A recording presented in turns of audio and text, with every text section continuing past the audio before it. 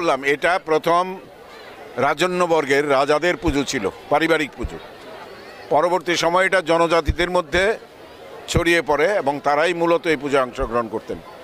তার পরবর্তী সময় জাতি উপজাতি সর্বধর্ম সংখ্যালঘু সংখ্যাগুরু সব সম্প্রদায়ের মানুষ এটাকে একটা মহামিলন ক্ষেত্রে পরিণত করেছেন। আজকে এটা খাটচি পুজো কোনো সামাজিক কোনো একটা ধর্মের প্রতি দায়বদ্ধ না, সর্বধর্ম সমন্বয়ের একটা শ্রেষ্ঠ রূপ এটা।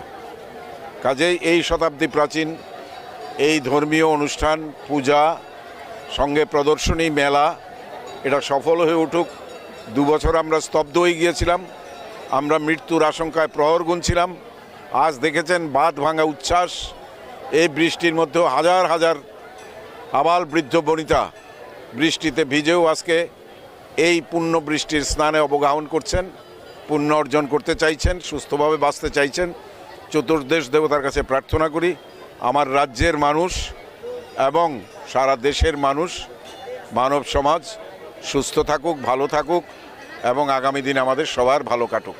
স্যার, বিরোধীরা অভিযোগ করেছে যে দোকান দেওয়ার জন্য ভিড় পাওয়া যায়নি, জনজাতিতে ভিড় দেওয়া হয়নি, এটা কিভাবে? ভিড় দেওয়ার জন্য জনজাতি জাতি এর ভেদাভেদ হয় না।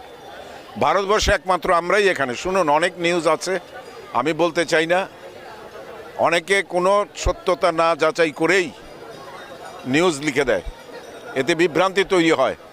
এটার যে বিরাটত্ব বিশালত্ব সেটা দেখতে হবে।